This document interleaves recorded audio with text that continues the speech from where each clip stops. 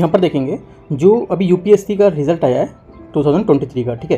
तो इसमें मैं आंसर कॉपी दिखा रहा हूँ। जो मेंस का कल आंसर राइटिंग था, जो कॉपी था वहाँ पे मैंने आपको दिखाया, ठीक है, जीएस का। और यहाँ पे जो एसी का कॉपी है, राइट, जो मोहनलाल सरायन का जो हिंदी मीडियम में टॉप किया है, तो इसमें एसी की कॉपी है। एसी की कॉपी मैं इनको यहाँ पर आपको दिखा रहा हूँ, राइट। जो डेट यहाँ पर पड़ी हुई है 24 नवंबर 2020, मतलब और भी ऐसे हैं तो मैं आपको यहाँ से दिखाता रहूँगा जब इन्होंने ऐसे यहाँ पर ज्वाइन किए थे, ठीक है। तो किस टाइप से आपको ऐसे लिखना होता है, राइट। तो यहाँ पर मैं टॉपर्स कॉपी दिखा रहा हूँ। यहाँ पे देखो ऐसे पूछा था, एक वैश्विक नागरिक होने का क्या अर्थ है, राइट। एक वैश्विक नागरिक होने का क्या अर्थ है, तो उन्होंने हाल ही में लिखा, हाल ही में स्पेन में आयोजित UNFCCC के जो COP25, इन्होंने देखो COP25 का जिक्र किया हुआ है, ठीक है। देखो यहाँ पर मैंने कल भी आपको कॉपी दिखाई थी, वहाँ पर भी काफ़ी ज़्यादा जो गवर्नमेंट डाटा थे वो यहाँ पर उन्होंने लिखे हुए थे, गवर्नमेंट डाटा को यूज किया है, ठीक है। वहीं से आपके क्या मार्क्स मिलते हैं। इससे पता चलता है कि अपने जो डाटा हैं, जो गवर्नमेंट के डाटा रिलीज करती है, वो अपने अच्छे से रीड किए हुए हैं, राइट। तो यहाँ पे आप उन्होंने दिखाया हुआ है। यहाँ पर देखो जो बचपन बचाओ आंदोलन है वो भी यहाँ पर जो ऑफिशियल लॉन्च हुआ था तो भी यहाँ पर इनको यहाँ पर दिखाया गया है, राइट। उसके बाद यहाँ पे देखो जो इंपॉर्टेंट पॉइंट हैं, क्या क्या यूज किए पॉइंट, मैं वो पॉइंट बताता जा रहा हूँ यहाँ, ठीक है। जैसे कि UNSC है, यूएनएससी परिषद जो आपका संयुक्त राष्ट्र सुरक्षा परिषद है, उसके ने जो यहाँ पर आंकड़े दिखाए थे, उस आंकड़े को भी यहाँ पर प्रस्तुत किया है, ठीक है। UN और आपका ECOSOC संस्था जो वैश्विक युग में सामूहिक विश्व की अवधारणा की ओर स्पष्ट संदर्भित करती है। तो ये सब जितने आंकड़े हैं ये सब गवर्नमेंट वेबसाइट से आपको मिलेंगे, या फिर आपको जो योजना मैगजीन है वहाँ से भी आपको काफ़ी आंकड़े यहाँ पर मिलते हैं, ठीक है। तो किस टाइप से आंसर लिखना है ये मैं आपको यहाँ पर दिखाता जा रहा हूँ, राइट। यहाँ पर देखो आर्थिक आयाम क्या होते हैं। आर्थिक आयाम के रूप में इसमें कैसे वैश्विक नागरिक के रूप में गुणों को होना होता आवश्यक होता है, जैसे सामाजिक रूप से सुभेद वर्ग हो, जैसे महिलाएं, बच्चे हैं, राइट। तो यहाँ पर भी इन्हें कुल जो रिपोर्ट है उसके अनुसार यहाँ पर बताया गया था। कौन सी रिपोर्ट है, यहाँ पे जो ऑक्सफॉर्म की रिपोर्ट है उसके अनुसार यहाँ पर विश्व की कुल संपत्ति के हिसाब से यहाँ पर ये डाटा बताया गया, ठीक है। एक डाटा देखो ये बताया UNFCCC का, मैंने आपको डाटा दिखाया, वो भी डाटा यहाँ पर पेश किया हुआ है, ठीक है। और यहाँ पे दिखाता हूँ, यहाँ पे देखो जैसे कि आपका जो कारखाना अधिनियम था, कारखाना अधिनियम 1881 तथा कारखाना अधिनियम 1891 के रूप में यहाँ पर वो भी यहाँ पर बात बताई गई है, ठीक है। अंतर्राष्ट्रीय स्तर पर जो 1919 में ILO जो आपका इंटरनेशनल जो लेबर ऑर्गेनाइजेशन होता है, श्रमिक संगठन, उसने गठन के योगदान देने के यहाँ पर क्या क्या व्यक्तियों को ये जो वैश्विक चिंता क्या क्या यहाँ पर प्रकट की थी, तो वो भी इन्होंने यहाँ पर दिखाया हुआ है, राइट। तो जितने भी देखो ऑफिशियल डाटा है वो आपको एक एक चीज़ आपको पॉइंट ये आपको पता होना चाहिए कि आपको क्या कब हुआ है ना, उनकी रिपोर्ट के अकॉर्डिंग। आप अपने अकॉर्डिंग नहीं कह सकते हो कि यहाँ पे ऐसा हो रहा है, यहाँ से चल रहा है। आपको कुछ एक प्रूफ देना पड़ेगा कि गवर्नमेंट डाटा जो रिलीज करते हैं उस डाटा के हिसाब से आपको यहाँ दिखाना पड़ता है, राइट। जैसे कि यहाँ पर बोला है ICPR इंटरनेशनल कन्वेनेंट ऑन पॉलीवाल, ठीक है, पॉलीवाल जो आपका एक्ट था उसके बारे में पर दिखाया गया। UNHRC, ठीक है, ये बोल सकते हो UN जो आपका HRC था उसके बारे में संयुक्त राष्ट्र मानवाधिकार आयोग, जैसे जो संस्थाएं हैं वो सब इसके लिए अधिकार को सुनिश्चित करते हैं, जैसे कि संपत्ति, ठीक है। और यहाँ पे जो आपका संपत्ति का अधिकार है, जीवन का अधिकार है, राइट, ये सब यहाँ जो आपका UNHRC है उसके बारे में यहाँ बताया गया था, राइट। उसके बाद यहाँ पे देखो IPCC की जो रिपोर्ट थी उसमें इंटरनेशनल जो आपका government panel on climate change है, इसके अनुसार वर्तमान में उत्सर्जन जारी रहने का 2100 वर्ष तक प्रतिवर्ष 9 mm की दर से समुद्री जल स्तर में वृद्धि होगी। ये भी पॉइंट यहाँ पर गवर्नमेंट डाटा से दिया हुआ है, ठीक है। तो काफ़ी अच्छा मार्क्स यहाँ पर मिला उनका, ठीक है, जो ऐसे में देखेंगे मार्क्स काफ़ी मिला हुआ है। तो ये डाटा आप यूज़ करेंगे, आप जो आंसर लिखते हैं, जरूरी नहीं कि आप ऐसे में ही अपने डेटा यूज करो, ठीक है। जरूरी नहीं कि ऐसे वैसे होता है तो आप पूरा वैसे उतारो, ऐसे में कुछ नए पॉइंट्स यहाँ पर डालने होते हैं, ठीक है। जो करंट अफेयर्स में जो करंट में न्यूज़ में चल रहे होते हैं पॉइंट, वो सब को लेके, राइट। और यहाँ पर जैसे सस्टेनेबल डेवलपमेंट गोल आपका 10 दिया हुआ है यहाँ पर, ठीक है। सस्टेनेबल डेवलपमेंट गोल 10, इसके लक्ष्य की प्राप्ति के लिए यहाँ पर जो गोल 10 था वो यहाँ पर इसमें दिखाया गया है, राइट। इसमें क्या, असमानता को कम करना और एक विश्व के साथ एक स्वास्थ्य को अपनाना, 1 सन 1 ग्रिड जो 1 अर्थ इसमें यहाँ पर अपनाया गया था इसके तहत, ठीक है। क्वांटम कंप्यूटिंग को देखो यहाँ पर भी प्रयोग किया इन्होंने, ठीक है। इत्यादि का उपयोग करके डेटा विश्लेषण के जो लोग हैं उसे विचारों की जो आवश्यकता है उस पर बल दिया जा सकता है, राइट। तो ये भी कहा जा सकता है कि एक वैश्विक नागरिक न केवल वैश्वीकरण बल्कि सामाजिक, आर्थिक तथा राजनीतिक न्याय की समानता की जो स्वतंत्रता है उसमें अखंड विश्व जैसे नैतिक सामाजिक गुणों को जो रखता है और विश्व में विकास को संधारणीयता की ओर ले जाता है, ठीक है। तो मैं देखो मेरा मेन पॉइंट ये था दिखाने का कि क्या क्या इन्होंने पॉइंट यूज़ किए हैं, ठीक है। तो वो चीज़ आपको सीखना है यहाँ से कि क्या क्या पॉइंट हमको भी यूज़ करने अपने आंसर में। यहाँ पर अगला है डिजिटल अवसंरचना भविष्य के लिए तैयार रहने वाले शासन हेतु महत्वपूर्ण, ठीक है। रहने वाले जो शासन हेतु महत्वपूर्ण है ये क्या है, सन 2010 की बात है कि जब राकेश कर्मचारी चयन आयोग हेतु दाखिल किया गया था तो उसमें आवेदन पत्र पर डाक के माध्यम से प्रेषित किया गया था, उस कुल त्रुटियों के कारण ये खारिज हो गया था, ठीक है। इसकी सूचना राकेश की जो परीक्षा फल है उसके बाद पता चला, क्योंकि राकेश का घर शहर से सुदूर ग्रामीण क्षेत्र में था, ठीक है। ये देखो जो आपका जो आंसर है डिजिटल अवसंरचना के भविष्य उसके लिए यहाँ पर बता रहा है कि कैसे हमारे लिए महत्वपूर्ण रहता है ये, राइट। तो यहाँ पर देखो एक किसी एक की बात लेके यहाँ पे डिजिटल को लेके आपको बढ़ावा देने की बात यहाँ पर की गई है इसको, ठीक है।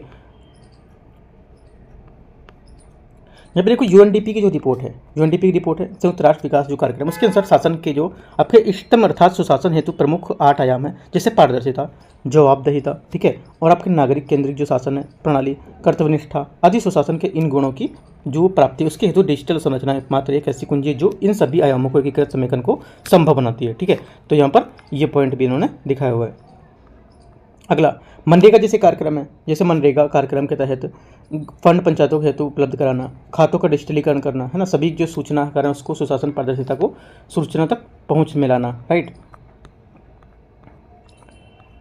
ईपीएफओ का जो कुछ आंकड़े थे, ईपीएफओ उसमें कर्मचारियों को श्रमिक हेतु ऑनलाइन की नियुक्ता थे, उसमें यहाँ पर श्रमिकों को जोड़कर शासन को डिजिटलीकरण बनाकर नागरिकों का उन्मुख शासन की प्रणाली को अपनाया गया था, ठीक है। राजनीतिक दृष्टिकोण के रूप में इन्होंने देखा गया कि शासन कैसे सुचारू रूप से यहाँ पर चल सकता है, राइट। तो इस टाइप से देखो जितने भी यहाँ पे करेंट्स के यहाँ पर पॉइंट दिए हुए हैं, जैसे आरटीआई एक्ट 2005 था, यहाँ पे भी इन्होंने यहाँ पे दिखाया हुआ कि कैसे हमारा ये क्रियान्वयन करना है, इसका मतलब कैसे कार्य करता है ना, कैसे आगे को कार्य करने की योजना बनाना है, राइट। मीटू अभियान क्या है, जैसे मीटू अभियान न्यूज़ में था उस टाइम, तो मीटू अभियान क्या है, मीटू अभियान जो हो या पीएम ग्राम स्वामित्व योजना हो, ठीक है, उसमें भी क्या है आपका जो शासन की भागीदारी सुनिश्चित करना और डिजिटल संरचना को महत्वपूर्ण भूमिका निभा सकता है, ठीक है।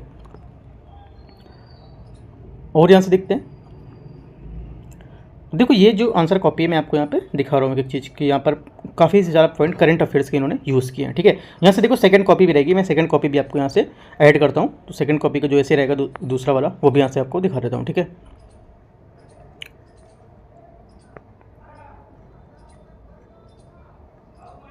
यहाँ से मैं सेकंड ऐसे को लेता हूँ,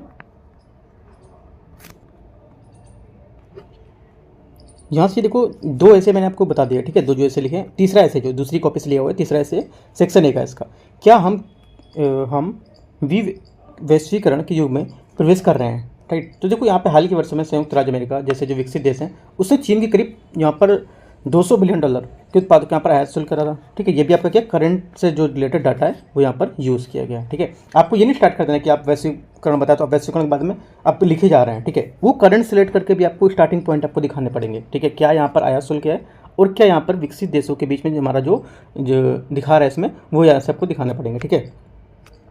अगला देखते हैं यहाँ से, और जो नीचे है इसमें टॉपिक, इसमें देखो विवैश्वीकरण की प्रक्रिया क्या है, जिसमें अंतर्देशीय संबंध, एक देश का दूसरे देश के साथ जो आपकी अंतर्निर्भरता है, जैसे गुणों में अनुपस्थित होना, हालांकि पूर्ण जो रूप है उसमें वैश्वीकरण का सिद्धांत वर्तमान जो परिदृश्य है उसमें गैर प्रासंगिक यहाँ पर होता है, ठीक है। तो देखो जो ऐसे है ये आप अपने तरीके से यहाँ पर देख के और अपने तरीके से भी ऐसे को आप लिख सकते हो, राइट। इसको अभी जो रिलेट करके 2024 चल रहा है, इससे जो कुछ डाटा आएगा वहाँ पर डाटा आप यूज करके इसको आंसर को लिख सकते हो, राइट। यहाँ पर क्या औद्योगिकरण है, साम्राज्यवादी पूंजीवाद क्या होगा, ठीक है, आर्थिक वैश्वीकरण यहाँ पर क्या है, राइट। अफगानिस्तान से अपने जो बल हैं उसकी वापसी हो सकती है, ठीक है, जो यहाँ पर क्या है, इसमें हाल में कोविड-19 जैसे जो वैश्विक महामारी है इसने चिंता को और अधिक गहरा कर दिया था कि हम जो वैश्वीकरण इसकी ओर तो कदम नहीं रख सकते, जैसे कि लगभग सभी देशों द्वारा विदेशी नागरिक को आगमन पर प्रतिबंध, ठीक है, यह सांस्कृतिक पर्यटन जो स्थल है उस पर रोक, राइट। तो ये सब क्या है आपके कुछ इंपॉर्टेंट पॉइंट्स हैं।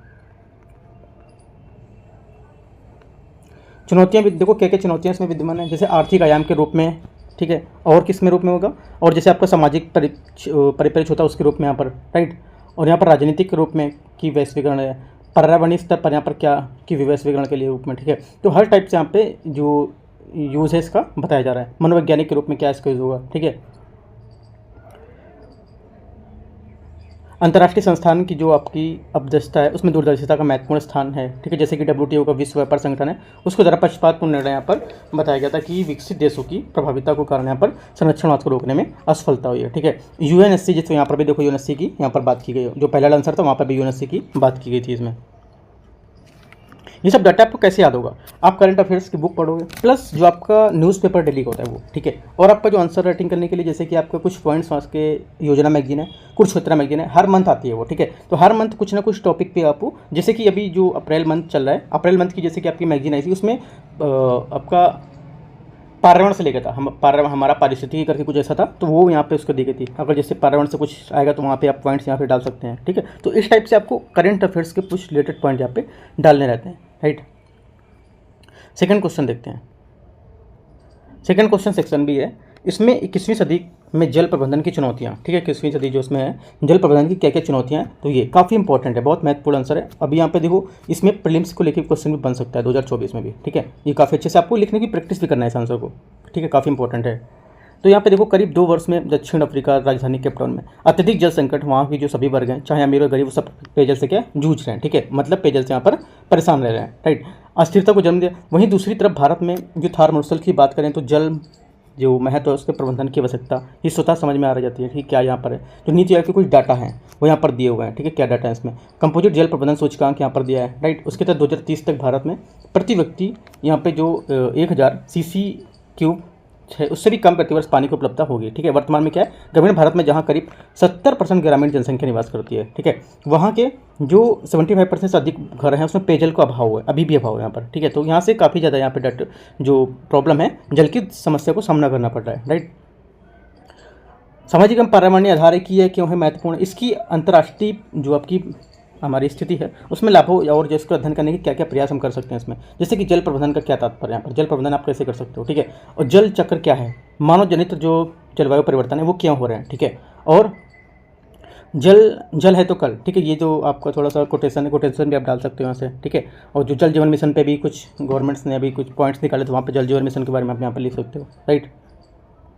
वैश्विक स्तर पर जल प्रबंधन संबंधित चुनौतियाँ, इसके निम्न तत्व यहाँ पर शामिल किए गए हैं, ठीक है, कौन कौन से तत्व हैं, जैसे कि इसमें ई प्रवाह है, ठीक है, और आपका यहाँ से राष्ट्रीय स्तर पर जल प्रबंधन की चुनौतियाँ क्या क्या चुनौती देगी, ठीक है, सामाजिक रूप से जल को यहाँ पर क्या होगा, ठीक है, और यहाँ पर निम्न सामाजिक जागरूकता शिक्षा पर क्या होगा, आर्थिक रूप से इस पर क्या प्रभाव पड़ेगा, राजनीतिक रूप से इस पर क्या प्रभाव पड़ेगा, ठीक है, तो इस टाइप से आपको एक एक बात आपको यहाँ पर बताना है, सांस्कृतिक रूप से भी आपको यहाँ पर प्रभाव दिखाना है, राइट। तो यहाँ से इस टाइप से आपको अपना आंसर नोट करना है पूरा, ठीक है, लिखना है ये।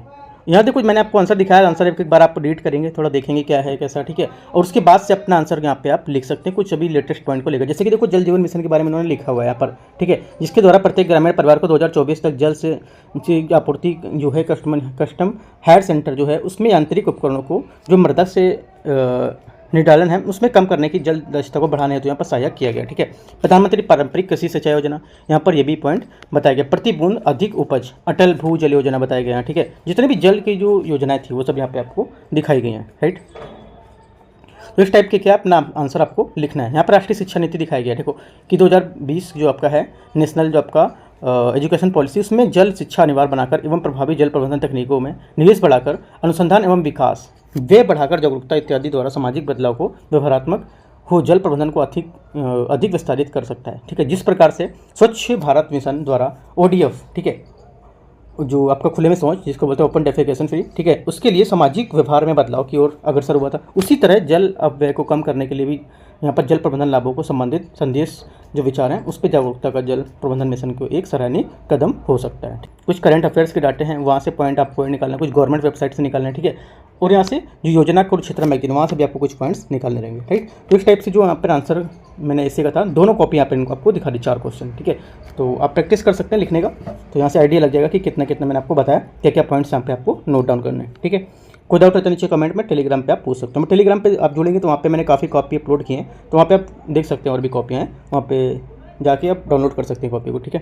All the best, thank you.